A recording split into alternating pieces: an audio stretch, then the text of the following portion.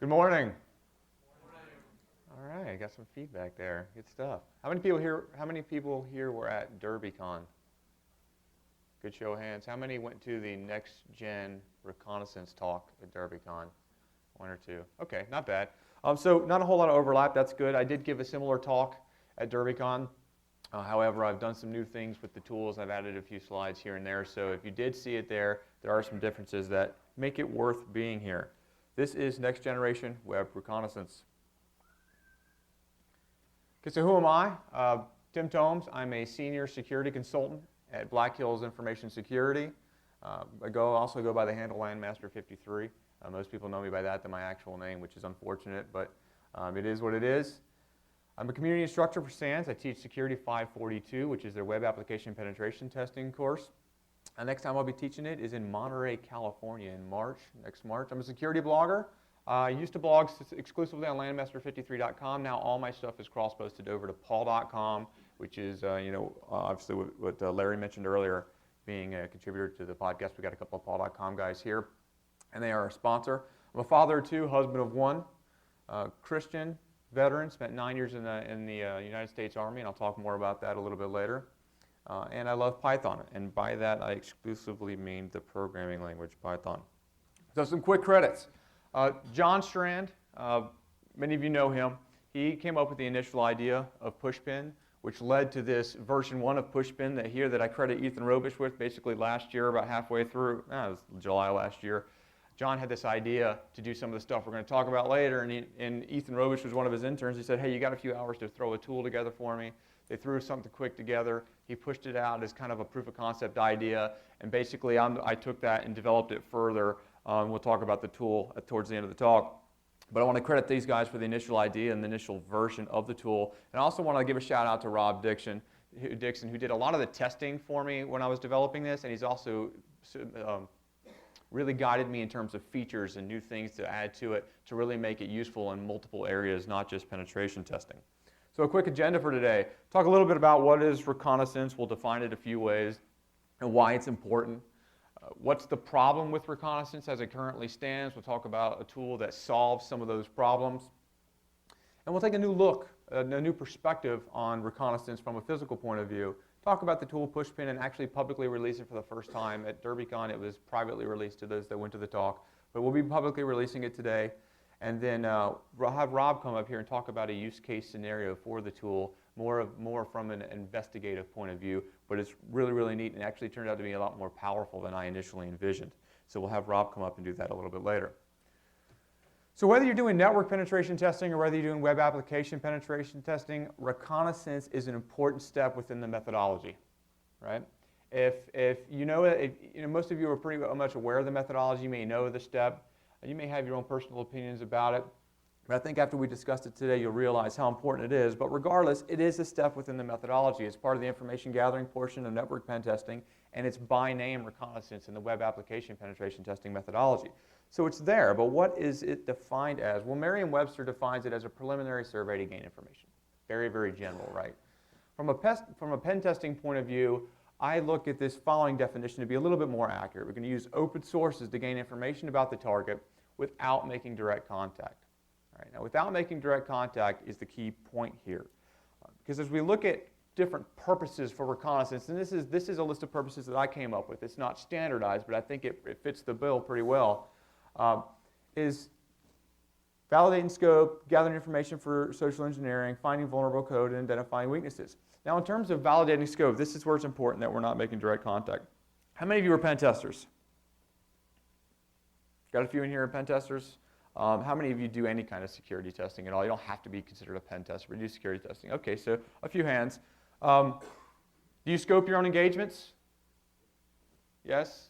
Maybe not. Somebody maybe scopes it for you. How many of you have been on an engagement where you have identified hosts that belong to the target but weren't actually within the scope that was given to you? Quite a few times, right? Happens a lot. How many of you have stumbled across hosts that did not belong to the target but were in the scope that was given to you? Right? That's an issue, right? These are problems. So we need to be able to validate a scope. Let me tell you a quick story. So I was doing a pen test once Not with the company that I'm with now, but at one point in time, and I wasn't scoping my own engagements, I was given a scope. I go to this particular range, I start snooping around, I go through the methodology, and I start gaining access to network devices and noticing that the host names were matching the names of other companies. I go back to the organization and I say, hey, look, you gave me this scope, this set of IP addresses. I'm finding hosts that look like they belong to other companies. And they say to me, oh, our IPs are in that range. We don't actually own that range, right? That could be a major legal issue. Now luckily enough, we reached out, we contacted the people whose host we did compromise, and they were cool about it, and we got it all straightened out. But the bottom line there is there's liability issues there, there's legal issues there. Those are major problems, and we need to be able to validate our scope using reconnaissance techniques to prevent that particular issue. In terms of gathering information for social engineering, we're looking for email addresses, we're looking for first names, last names, phone numbers, addresses, the typical standard stuff, right, for social engineering attacks. Finding vulnerable code or techniques. How many people here are developers? And when I say developer, I don't care if you write a script to automate something, or if you're doing web design or actually hardcore developing applications. How many people write any code at all? Right. How many of us go on the internet and say Stack Overflow or something like that and say, hey, I need a piece of help with this particular code, and you cut and paste some code in there? How many people go out to those same websites and look for other code snippets to help you accomplish something within your program? Lots of us, right? So why can't we use that information to actually go out and try to find other code that may actually be being used in production environments that are vulnerable, using something like Google Groups? So I will tell you that I've done this before on a pen test where I've gone to Google Groups and I've searched for code that belonged to a particular domain, right, which was the company that I was attacking, and I found production, internet-facing production code, web-based code with SQL injection and cross-site scripting vulnerabilities in it. I had an exploitable SQL injection vulnerability before I ever even touched the network. So you have that sometimes you'll have that kind of power going into the pen test, and that's what we're looking for. And as far as technologies go, so we're scouring the internet for, the companies put out, say, requests for resumes when they need people for a particular job. So there's a couple of pieces of information I can get from that. I can get things like what types of technologies are being used within the company. So if I find a request for resume that says, hey, we need a PHP expert, well, I know PHP is probably being used. And what's the other piece of information that I know? They're probably lacking in that area because they need they need a developer with that particular skill set. So there's little pieces of information, little tidbits, little nuggets that we want to collect and begin to build as we get into the pen test. And then identifying weaknesses in physical security, which we'll touch on more a little bit later. So what's the problem with reconnaissance? Well, in many cases, it's overlooked or completely skipped. And there's a couple reasons why, a couple reasons that I hear quite often. First is when people think reconnaissance, they think physical, right? They think long-range reconnaissance. We're taking pictures, we're reviewing stuff. And so if the physical, I guess, element is not a part of the pen test, or it's not in scope, then a lot of folks say, well, I don't need to do reconnaissance because it's a physical thing and that's not in scope. It's kind of a lame excuse, but I hear that sometimes. A lot of internal teams say, hey, look, man, I work for this company. I already know everything there is to know. All right? They honestly believe that, and they'll tell you that. And from an external or third-party perspective, what's our biggest constraint as a penetration tester? What's the one thing we normally run into? Time, right? We don't have enough time to get everything done that we want to get done. So a lot of third-party penetration testers that I've talked to, and when asked them about their perspective of reconnaissance, it's the first thing that gets dropped based on this time constraint. Right? Don't have enough time to do it. It appears to be the least important part of the methodology, so I'll just skip right over it and jump into the testing. Well, my argument is this. For the internal teams, you never know everything. I can tell you that I cannot remember a single pen test that I've been on where I've not identified a machine through reconnaissance that the target didn't realize was there. So typically it's an outward internet-facing box within the DMZ that's hosting some sort of service that they forgot was there. All right? Happens all the time. That's a bad excuse. You never know everything. From third-party or external penetration testers, the one thing I hear is, or my reasoning for needing to do this is you're going to go back and do it anyway, right? So you've got, if you're doing social engineering engagements, you're going to need to go back and get it. For everybody, for all parties involved, it's just good to know what the rest of the world knows. So if you work for the company, you can't defend what you don't know exists. right? So it's you have to know this information. From a pen tester's point of view, it's your duty to take this information to your customer, right? We're trying to show them all of their vulnerabilities, a holistic view of their attack. Lost the word. But anyway, as penetration testers, we need to be able to take this information to our client. So my solution is let's not skip it. Let's automate it, and in some cases, let's automate it better than it's being done now. Okay. So here you see the purposes of Recon I talked about a few minutes ago. As we move through the presentation, I'm going to address each one of these, and we'll talk a little bit about either a technique or tool that helps us automate it or automate it better as we move through for that particular step of the methodology. So the first thing is host enumeration. Now when I talk about host enumeration, I'm not talking about using Nmap to scan the environment and actually begin to discover hosts, right? Because we're still not making direct contact here. We're talking about things like using whois lookups to find authoritative name servers, individuals that are administrators to that particular domain, things of that sort. Now DNS falls into this category, but DNS is kind of tricky because when we talked about not making direct contact, authoritative name servers typically reside on the network, all right? So we got to be careful about that. But I still consider this a part of reconnaissance because we can use that to gain information. Tools like Fierce and DNS Recon, which Carlos Perez has been working on. So there's things like that. And then there's some relatively new approach is using Google AdSense and Google Analytics IDs to do reverse lookups on other websites using the same thing. So this is kind of neat. 79tools.com, ehuis.com have the ability to do this. Here's a screenshot of what it looks like. But basically you can plug a domain into one of these tools, and it does all of this other stuff for you as well. As you can see up here, you got a whois tab, so you can go and you can look at the whois records. You can click the server tab, you can see host information, banner grabbing information, stuff like that. Click on the IP there in the IP area, and it will show you every other domain that's hosted on the same IP address. And down here at the bottom, you'll see Google AdSense ID, Google Analytics ID. If it has a link next to it, you click on it, it will show you all the other websites with that same ID. Now, who does that ID typically belong to? The developer, right? So if I've got a developer of this particular site which I'm attacking, and he has other sites as well, there's a decent chance that those sites may belong to the same organization. So we need to do this lookup, see what those hosts are, validate they're a part of the scope. If not, maybe they are. Maybe we need to just scope a little bit. So this is still part of scope validation. But by far, my favorite way to do host enumeration through open sources is using advanced search operators. How many people here use Google? If you didn't raise your hand, you're lying. All right? Everybody uses Google, right? Unless you have some extreme form of paranoia. So I wouldn't be surprised if Larry doesn't use it, because based on his talk this morning, he's got a level of paranoia that far surpasses mine. But so search operators in Google. The one we're going to talk about here is the site operator. So are we familiar with using the site operator to restrict all of our searches to a particular domain? All right. Well, I was sitting in actually the web penetration testing course for SANS a few years back when Kevin Johnson was teaching it, and he talked about this, and he had that second line up there, and it got me thinking, if I can say I want all the results from a particular domain, but then I want to not return the results for a particular subdomain of that domain, what's to say I can't continue to do that for all the particular domains within a search until I get no results from Google, but I've got a search bar filled with these -site:/www, -site:/forensics, -site:/admin, right? Basically what I've done there is I've used Google to enumerate all of the public-facing web hosts for a particular domain. Not bad, right? It works pretty well. So this is a neat technique, but you can imagine it would become pretty cumbersome to do it manually. So what I did was about a year ago, I wrote a tool called Jixfer. And it's been out there for a while, and it does a pretty good job of this. Right? It just enumerates hosts using Google. It works pretty well.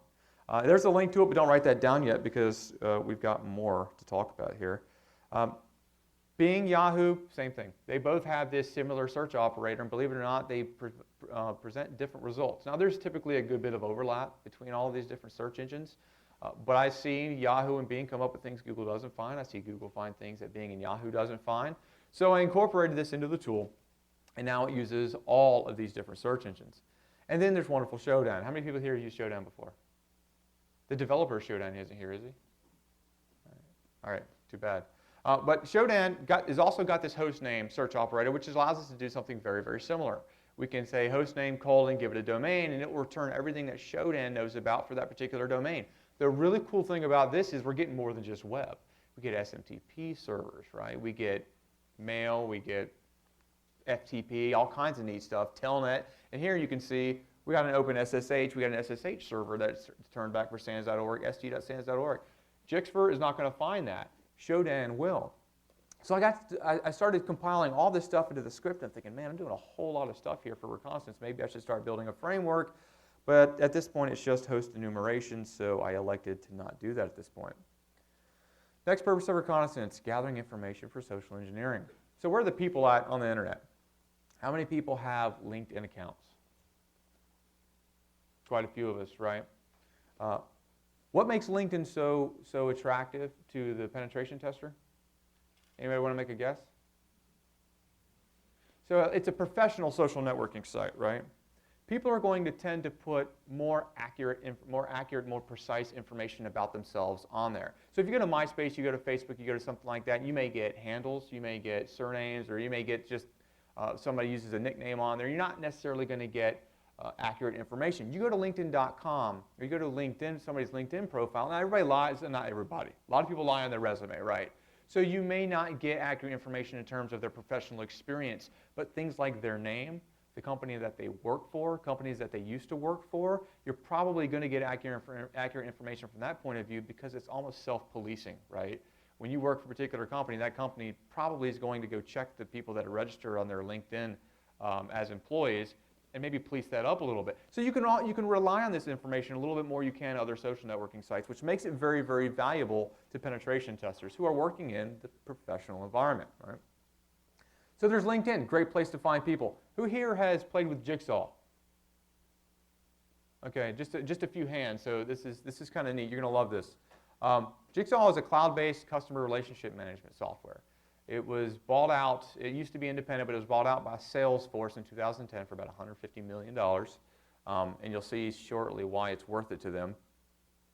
And there's a couple things that make Jigsaw really, really awesome. The first thing is the fact that it's crowdsourced. So if you go to jigsaw.com and you start snooping around and looking at how you actually can get contact information from it and how you give contact information to it, you'll notice that there's things like leaderboards that rank people according to how many contacts they've submitted to LinkedIn. I mean, not to LinkedIn, to Jigsaw. You'll notice things like contest boards where they actually give monetary prizes for people that submit the most contacts in a month, the second most contacts in a month.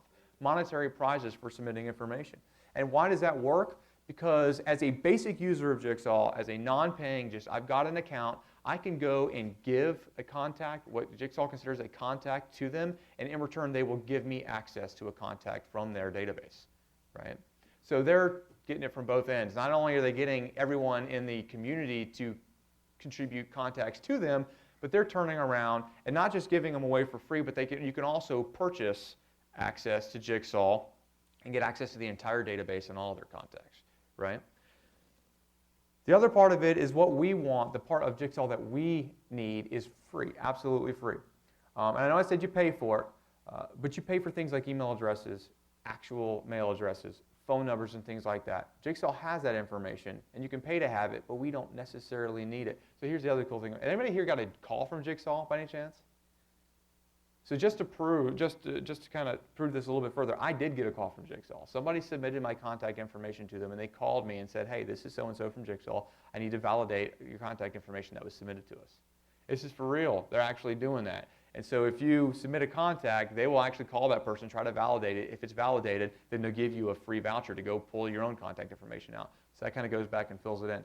But everything, the information that they give away to free to everyone is first name, last name, and job title. And it's searchable by company. There's not a whole lot more we need when we're talking social engineering than that. I can take a first name and a last name and a job title and come up with a target list for a spearphishing campaign very, very, very quickly. So the information that we want as pen testers is free. Okay, so I took these two different sources and I built some tools out of it. The first one was a LinkedIn script, a link that uses LinkedIn, a script that uses LinkedIn to harvest contacts. All right. Now this has been done a lot. But the problem is, in most cases, it's being done incorrectly. So I've gone out and I've looked at a lot of the tools, analyzed a lot of the tools that are doing this, and basically what they do is they use that Google site search operator, and they say, hey, I want to search Google for site:linkedin.com space, and then quotation marks the name of the company. And so you get back all results on the LinkedIn domain, which has that particular company in the text. Now you're going to get some positive results there, but what's one obvious issue with that? Anybody want to take a shot at it? How about the fact that not everybody that comes back is actually going to be an employee? In fact, I found that about 1 in 50 to 100 are actual positive hits when you do something like that. And the reason is, if say I go and I do that same search, linkedin.com, site:linkedin.com for the company Accuvant. Well, how many people on LinkedIn are going to have Accuvant as a company that they follow, or as a previous employer, or something like that? A whole ton of them, right? So we had to figure out a way to narrow this down. And the way that I did it is once I actually do that Google search, I take each one of those hits and I actually go to that hit, go to that particular link, and I parse out of the LinkedIn page whether or not the company name actually exists within their job title. If it actually exists within the job title, it returns it as a hit, and it drastically reduces the amount of false positives. Now, it takes a while to get through that because a lot of times you're going to have tens to hundreds of thousands of hits when you search for something like IBM, right? You're going to have an incredible amount of hits. So it takes a while to sift through that data, but it will do it, and it'll drastically reduce the amount of false positives because I'm confirming employment in the company. So Rob busted my bubble at DerbyCon, He comes up to me after my talk, or maybe it was right before my talk. In fact, I think it was right before my talk, and he said, dude, somebody else is already doing this with Jigsaw. I was like, you got to be kidding me. In any case, there's a Ruby script that does this with Jigsaw. If you prefer Ruby over one tool that kind of combines all this stuff together written in Python, this link right here will take you to a Jigsaw script that does very similar to what mine does, and it will dump user or harvested contacts in a very similar way. So it's another option that's out there. So at this point in time, I'm like, hey, now I've got enough tools that I can build a framework out of it. So I did. I went and I built a framework. It was modular and it worked pretty good. And then the night before DerbyCon, I said, screw this. I want to make it one single script. So I put it all back together into a single script. And then about a week ago, Rob brought me in on another project, which now is making me lean back towards turning it into a framework. So that's kind of for the future of the tool. You may see a framework come out a little bit later, which has a lot of the same functionality. But in any case, right now, it's one script that you have to download called Recon-ng. So the help file, this is kind of what it looks like. Here's a couple things you can do. There's 2 modes you can run Recon-ng in, and that's host enumeration mode, contact enumeration mode, based on the stuff that we just talked about. Independent of which mode you're running in, you can output all the information to a file. And the file output format is CSV, so it's very easily parsable. You can import it into a lot of your other tools. You can import it into Excel and manipulate it very easily. And you can also elect to run all modules under that particular mode, or you can go into the mode, drill down, and run specific modules. As you see under host enumeration mode, there's Jixfer, Bixfer, Yixfer, and Shodan modules, which I talked about. And then something new that I've added since DerbyCon is the ability to resolve all enumerated host names to IP addresses. So now not only do you have these hosts in the domain, but you also have the IP address that is resolved through DNS. So pretty cool. And it'll dump all that to a CSV for you. In contact enumeration mode, if you've got a company with a really general name, you can add specific keywords to the search here so that you can narrow it down. So if you go and you look up, say, sans.org through LinkedIn, you get a whole, or Jigsaw, you get a bunch of companies that come back with the letters SANS in them. So you say SANS with the keyword of security, the chances of you coming back with the actual SANS Institute's a little bit better. So I have that capability in there. And then the newest thing that Recon-ng since DerbyCon that I'm really excited about is this LinkedIn authenticated module. So those that were at DerbyCon, how many of you went to Chris Gates and Mubix's talk? Carnolidge and Mubix's talk? Remember when they talked about that guy John that they created and just built this massive LinkedIn connection network? Right? Well, now you can use those credentials and use John to authenticate with Recon-ng and pull contacts through them. And this uses the API, which is a heck of a lot faster than scraping web content. And it also doesn't violate the the end user license agreement for any of those particular websites. Right? So pretty neat stuff. In fact, what we've done at Black Hills Information Security, John Strand, the owner of the company, has an extensive connections network he's been building for years, talking ridiculous amount of contacts. So what we've done is we've taken his particular account created an OAuth token, which this script will do for you. Created an OAuth token, passed it around to the different consultants. So now we all use one particular account to harvest contacts through LinkedIn, and it works fantastic. So this I'm pretty excited about, and it works really well. I've gotten really good results out of it in recent pen tests. The other really neat thing about the contact harvesting portion of Recon-ng is the mutation piece. So with all the contacts, you can do mutations of the results. And what I mean by that is you can take first name, last name, first initial, last initial, and create email addresses and stuff out of it. I've got some pre-built mutations in there, as you can see on the slide. My favorite part of it is this ability to create custom mutations using those different strings down below. FILI for first initial, last initial, FNLN for first name, last name. You can put it all in a string, and the script will go in and substitute those particular pieces of information, and then that also gets added to that CSV output file. So if you already know that how their email address naming scheme is, when you go harvest contacts, you can go ahead and have it create the email address for you. So it's pretty neat stuff. All right, so the host enumeration portion, this is what it looks like. It's going to go through, it's going to use Google, Bing, Yahoo, Shodan, and then it's going to spit out, do a reverse lookup and spit out all the IP addresses for the particular domains. Pretty cool, right? Goes through, hammers all that, writes it to the CSV if you want to, and you have that information. And as you can see, there's some differences there between what they come up with. But in many cases, I've done things like sans.org and gotten back 44 subdomains, some of them with the name like dev, admin, and things like that, stuff that we would definitely be interested in as penetration testers. I seriously doubt Sans has enough developers to handle 44 subdomains, right? It makes me wonder how many of them do they actually know that exist out there. It's one of those examples of, in fact, Jixper is that tool, one of those tools that I use where I always find hosts that they don't know about using that. So it's pretty neat. Here's what the contact enumeration piece looks like. First, it'll go through and it'll look for Jigsaw. Now, the thing about Jigsaw is, those of you that have played with it, some of you haven't, when you go and you search Jigsaw, even through the web portal, the first thing you get back is a list of companies that match that search. In some cases, there will only be one company until you'll have a one-to-one match, but in a lot of cases, you'll have to dump out a list of companies and then identify one by ID. So that's what this thing's doing up here first. In this case, there's a unique match, so it automatically fills it in. Then it goes and it dumps all the contacts that Jigsaw knows about, in this case for secure ideas. Then it goes to LinkedIn and it does it to LinkedIn. Then it does a LinkedIn authenticated, dumps all those out, mutates the contacts, spits out your email addresses, and you have this format to the screen in standard out, which is pretty easily parsable, or you've got that great CSV that you can go import into one of those other tools that you use. So pretty handy. We use this in Black Hills Information Security to great success, and we have had really good results with it.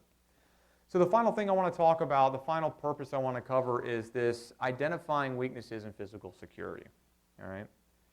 So as I said, I spent some time in the Army. I spent 9 years as an officer in the Army, and part of that time was spent as a red teamer, tiger teamer, whatever you want to call it, full spectrum penetration tester. So we did physical security, wireless, networking, social engineering. We did it all against Department of Defense organizations. And while I was doing this particular job, this is the definition of reconnaissance that we went by. This is out of Field Manual 7-92, a United States Army Field Manual 7-92. Reconnaissance is a mission to obtain information by visual observation or other detection methods, blah, blah, blah, blah, blah. Okay? The part that I want to highlight here is this other detection methods, right? So what about media sources as other detection methods, right? Things like Flickr, Picasa, and Instagram, which Instagram, as you can see, is new to the tool since DerbyCon. Videos from YouTube, social media from Twitter. And who here has heard of Oodle before? Anybody here played with Oodle? Oodle is like an online repository for classified ads, right? Whether you're selling stuff or you're looking for stuff, it kind of pulls them from all kinds of different places and it puts them in one place that makes it searchable. And they have an API, right? Why can't we use these pieces of information or information from these different media sources to conduct some physical reconnaissance? Well, we can, and it's because of geotagging, right? So geotagging, for those of you that don't know what it is, a particular device that you create one of these pieces of media with may have the ability to geolocate itself through whether it's GPS, global positioning system, Wi-Fi, cellular tower triangulation, whatever. There's multiple different ways it can do it. Basically what it does is it will geolocate itself and it will attach the coordinates, latitude and longitude, to this particular source of media. When you upload that piece of media to whether it be Flickr or YouTube or whatever, those APIs strip that information out of there and then make all their media searchable by that particular field, right, which is coordinates. So in most of these APIs, you can go there and you can search for these coordinates, this radius, and get back all of these pieces of media, these media sources, within that particular area. Right? So we're going to put all this together, this geotagging, all these different media sources, and build a tool out of it, right? And we're going to call that tool Pushpin. So like I said earlier, this is version 2. It's actually just a Python module with a wrapper, so if you don't like the wrapper that I've pre-built for you, you can just import it into the interpreter and use all the different classes as you see fit. Pushpin is the actual class. I believe each media source is a method within the class, so it's very, very flexible. I've built a schema for API synchronization, so it's incredibly easy to extend, right? So what I mean by this is the tool itself requires certain pieces of information to display the data that you need. It needs coordinates, obviously, right? It needs the link to the media, maybe the profile for the person, an actual profile name for the person that submitted the media. There's different pieces of information that the tool requires in order to generate output. If the API, if you've got an API in mind and it satisfies those requirements within the schema, then you can kick out a module for Pushpin in like 10 minutes. Really, really simple to kick out new modules as long as it matches the schema. So if you pull the tool down, you'll see the schema in there and you can extend it very, very easily. The output is all self-contained, so it results in 2 HTML files. The support files for the HTML are all local. Images, things of that sort, it's all local to the repository. And it does 2 pages. It provides 2 pages, a media page and a map page. So when you run the help for the tool, this is what it looks like. Real simple. You give it a latitude and longitude, you get it a radius, and hit enter, and it will go through and start collecting data from all these different APIs. You can also serialize and output all the data that you pull into a file so that you can pull that data back out and use it again at a later time. This is pretty handy. And it also allows you to, when you do that, filter for time. So say you do a dump of a particular area and it just goes and pulls as far back as it can. And as you're doing your investigation or whatever it is that you're doing with that particular information, your reconnaissance, you want to narrow down the time frame where you can import that data back in and filter by time, and it will only output the results within that time frame. So pretty cool. You can identify individual modules or run them all. The first thing that pops up when you run the tool is the media tab. This is the first thing you see. So kind of neat, right at the top it tells you, hey, these are the coordinates and the radius that you gave us, and then here's all the results I got for each of the modules that you ran. And so this tool is going to continue to extend off the right side of the screen. You can actually keep on scrolling for as many modules as you've activated. You can keep scrolling to the right and see the columns. Obviously, you can scroll down and see more results. So the page is fairly large canvas. Depending on your resolution in your monitor, you'll be able to see more or less of the content without moving around. But basically, each module has the same type of information it presents to you, right? It gives you the image, the video, or the tweet, the profile of the person that tweeted it or posted it, and the title of the media, of the picture, the title of the video, or the actual tweet content itself. And it also gives you the time of when it was up there. As you scroll over the page, you see the little map in the middle? As you scroll over each one of these sources, it pops up a little bit of map and puts a pushpin right where it is on the map. Okay? So it's kind of neat, real fluid, real interactive as you're going through the page. So it's a neat way to look up information and get some and do some physical reconnaissance without ever actually being there. However, we want a more useful presentation of this, right? We want to be able to see trending. We want to be able to see clumps and groups and aggregate this information in a way that makes more sense. And that's what the mapping tab is for. So this is what the mapping tab looks like. It takes all that information from the media tab and it plots it on a map for you. You can click on these individual push pins and the same information will pop up that was on the media side, right? Except now it's much more visual in terms of location. All the push pins are color-coded, so you've got orange for Flickr, and purple for Picasa, red for YouTube, blue for Twitter, stuff like that. And it really just enables you to get a good view and actually begin to drill down with a little bit more precision as to what you're actually looking for.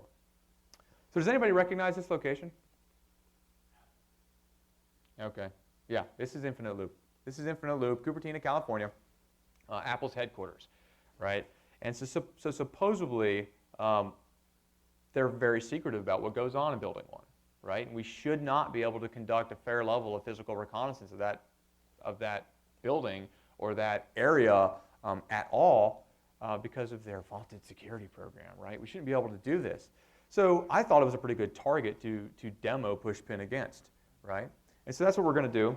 We're going to target Apple with Pushpin and see what we can find. Now, for those of you that have done full spectrum pen testing or tiger teaming or red teaming before, what are some points of interest when we're doing physical reconnaissance? Or even if you haven't, just throw something out there. What might you want to see? Doors and windows? Doors and windows. Okay. Entry control points is definitely the general term one of the general terms I was looking for. So the entry control points is a big one, right? Entry control points is huge. The habits of security forces, maybe. So we want to see the habits, their trends, what they're doing at any given point in time. And then, of course, anything to do with the badging system. So if they have badges used for access or whatever they're using for access to the entry control points, we want to be able to get as much information as we can about that particular system. All right, so we're going to go through each of these. First, let's look at entry control points. So as I started sifting through the data that Pushpin spit back, I found some pictures like this, right? Pictures of the exterior of their entry control points. Some things to highlight here, maybe able to see camera locations, right? So there's a good chance that they've got some sort of video surveillance going on of the entry control points. We've got some still little stand here that looks like it may have an RFID reader on the side of it, possibly a telephone. This could provide us maybe some sort of social engineering against the people at the desk inside the entry control point. Maybe there's some opportunity for social engineering there. But in any case, we've got a view of what the entry control point actually looks like. And if we get really, really lucky, we'll get pictures of people coming in and out of the entry control points and maybe be able to see what the door locks look like, how the mechanisms work, and maybe even catch somebody walking in and out with a badge. How about the inside of the entry control points, right? Really shouldn't be able to see this, but Pushpin drills down and finds some of this information. So some things that stand out here. Not a whole lot in these lower two pictures. Some of the things that stand up in this above picture is this guy over here looks like he could be what? It could be a guard. I mean, he's wearing some sort of black vest on a white T-shirt, and it looks like it could be an armored vest. So maybe they do take security seriously. Could be an armed guard. But in any case, you can see down here we've got someone sitting at a desk, a receptionist down here. None at this particular entry point. So we're going to look at Pushpin on the map where that entry control point is right there, and maybe highlight that one as a target for tailgating or something like that, because there's no receptionist there that's going to be eyeballing us when we come through the door. Things we want to think about, right? So this one isn't really an entry control point, but it stood out to me. What's significant about this picture? Yeah, so the first thing everybody jumps to is the public terminals. The fact that they're open, the fact that they're logged in. Excuse me. But I would tell you that that's probably VLANed off. All right, it's probably on some restricted VLAN. What stuck out to me as soon as I saw this picture are the TVs hanging from the wall. Those TVs are most likely IP televisions. And anytime I've ever encountered an IP television on a security assessment, they've always had very, very weak access controls between them and the corporate network. It's typically some sort of multicast VLAN that's multicasting media out to these televisions, and they don't really anticipate people plugging into those and checking to see what's there. So there's typically weak-end access control between that and the corporate network, and I'll plug into one of those TVs or put in a small access point underneath it and plug it in, go sit out in the parking lot, and I've got access to the corporate network. Something that would stand out to me if I was doing a penetration test of this particular company. So what about security forces? So here's some cool stuff, some YouTube videos that popped up. This is Greenpeace got all butthurt about something that Apple was doing in terms of their greenness of their manufacturing facilities, actually it wasn't manufacturing facilities, it was their data centers actually weren't green enough for Greenpeace. So they came up, created this little iPod, they called it, parked it out in front and started causing a bunch of ruckus, right? And they've got a video of the whole thing.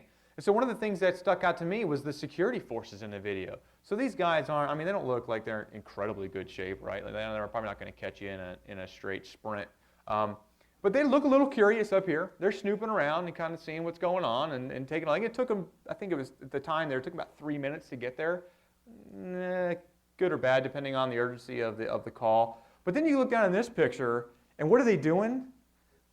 They're standing here with their arms crossed while this chubby dude in a white shirt's jerking on the door, right? Trying to get it open. What are these guys doing? I mean, to me, that stood out.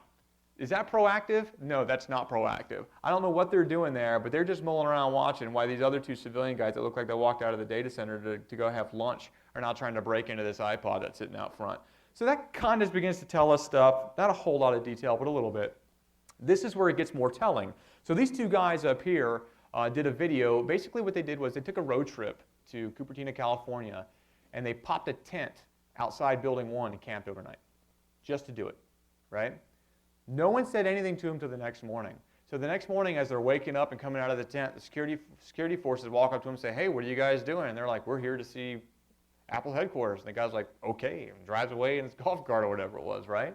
So they have this whole video that talks about their encounter, and you get a sense by listening to this that they're not very proactive in terms of perimeter security around the facility.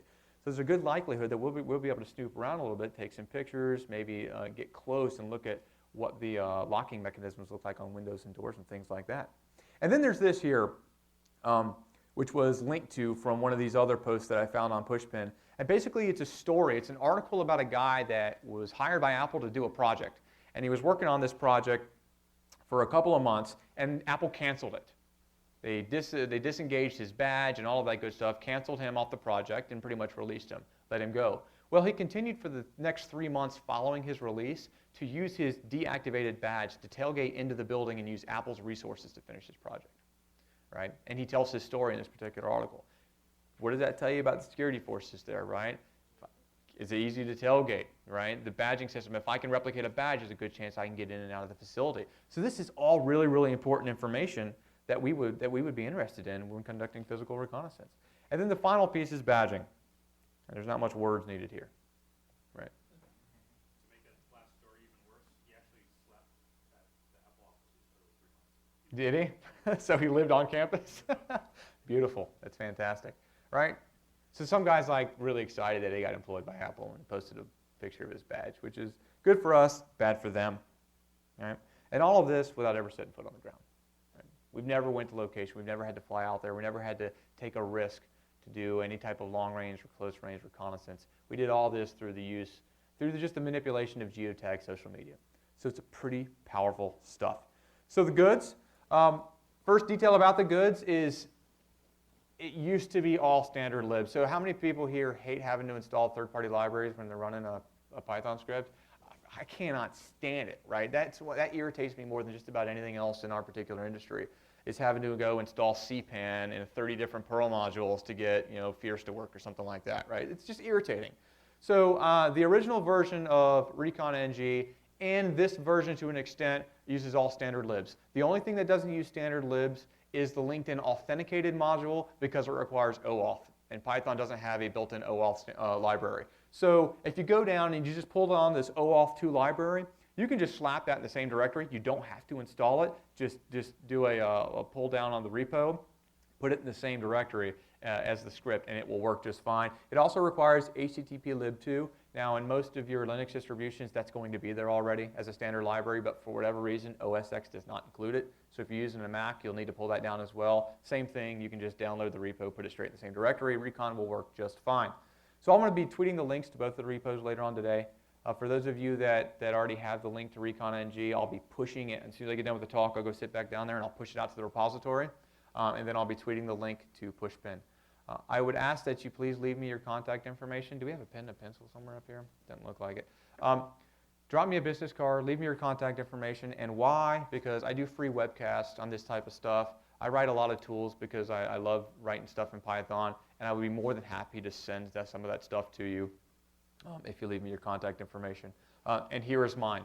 So before we jump into the next talk, what I want to do is I want to bring Rob Dixon up, and he's going to talk a little bit about, well, I'll let him talk about it. Come on up, Rob.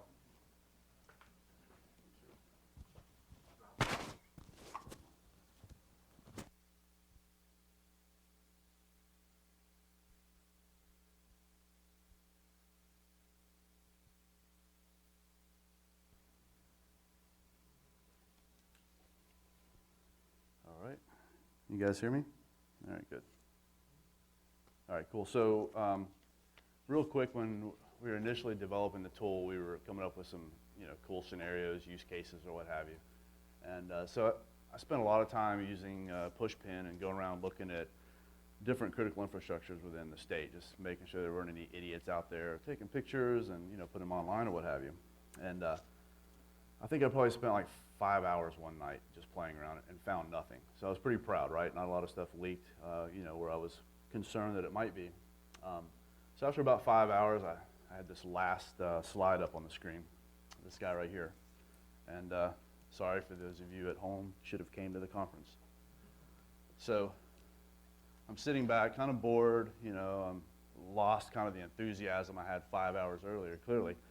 But as I'm sitting back, I just look up and I see this one little tweet here, little bitch-ass stop sign. I thought, oh, okay, it's kind of funny, a little profanity or what have you. Is that interesting to me?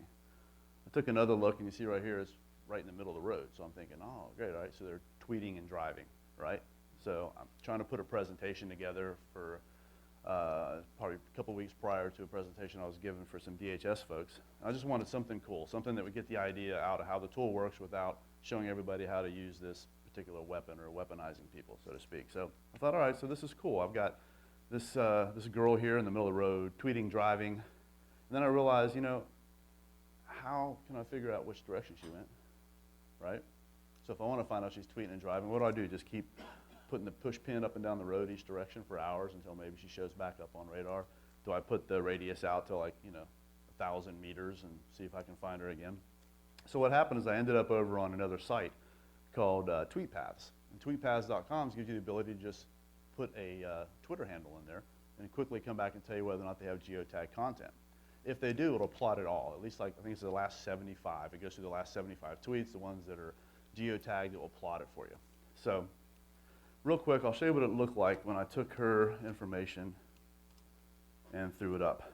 So see really quick, we've got a couple of interesting clusters. Down here, it turns out we had a school, and then another cluster up in the top corner there. So here, my handwriting is so terrible. So like, not that interesting, except that, clearly she was in school, possibly underage, overage, not really sure at this point. Clearly, I guess if she could do her homework on Twitter, everything would be fine, right? But she has to pick up a pencil and paper and write some shit now, right? So once again, came up in here, found some posts about watching Glee. Thought it was kind of interesting that some of the little posts across the street in the trees, you see that? And back behind the shed up there, behind the house, okay? Kind of interesting here, so she's tweeting out to Weed Humor. I only tweet when I'm high, and I tweet a lot. I'm like, all right, this is getting kind of cool, right? Some investigators will be at the conference. I'm going to have something funny, right? So here you go. Great way to start the day. Well, what do we know? She's tweeting, so she's high, and she's in the middle of the road, so, right? Okay. If this is your kid, you're failing, by the way. But so go a little bit further, and I find this picture.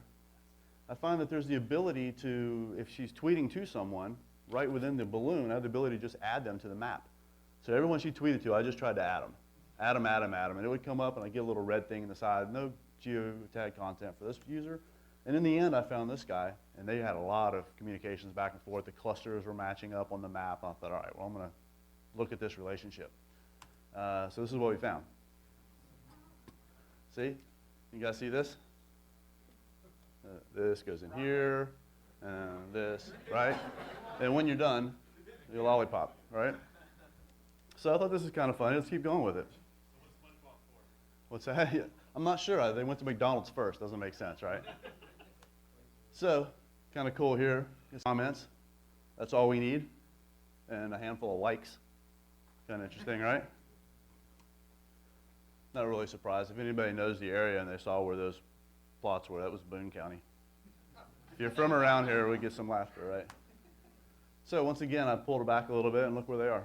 You notice the tweet? We're at the dead people place. So that was the top of the tombstone. You guys notice this up in the top corner? What's that look like? Like a leopard print? All right?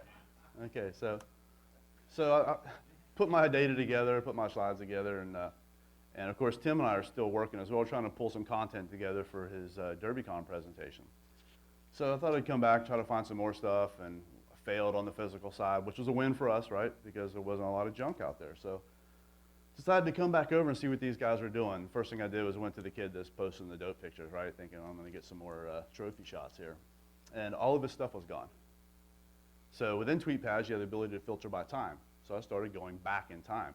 The stuff I had the other day was gone as well. I'm like, all right, well, the idiot posted the picture, somebody figured it out, and he went out and deleted his shit. So let me go back and see what the girl's doing. So instead of spending thousands of dollars on your hopes and dreams, you can spend $35 on some Everclear and get fucked up. All right, anybody see the time? 18 minutes after midnight. You see where the pin is? Along the railroad tracks on the side of the river there, looks like. Can you see it? Yeah. There it is. Okay, so I'm not sure what the $35 was for, but anyway, this is where they like to get fucked up. So somewhere outside of that high school in Boone County, I'm sure, got a little drum circle happening in the woods there. So I see that she likes to make collages. I'm like, all right, that's interesting. I'm not really a big collage person. This one's kind of busy, like 10 shots or whatever, but woo, look what we got. Pretty good. Remember the thing we put in the thing, and then hanging out of his mouth right there. And then, of course, lollipops in her mouth, so she must have been helping out, right? Right? See the phone and the skirt and the pants? And then I saw his tank top, and I said, well, I don't judge.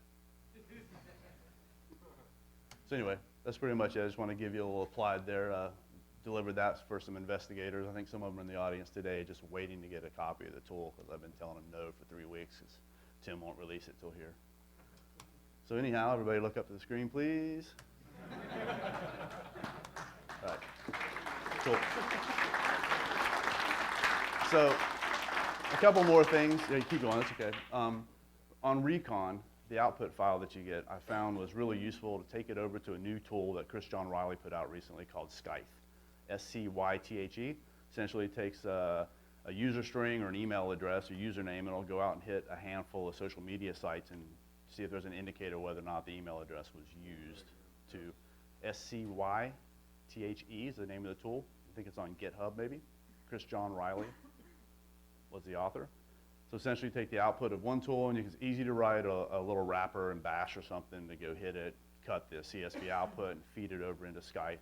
And I find that a lot of times on some of my assessments, I'll take the corporate email addresses and run them through these systems to determine whether there's an indicator that they use their corporate email to register for their social media sites, which means they likely check it from work, right?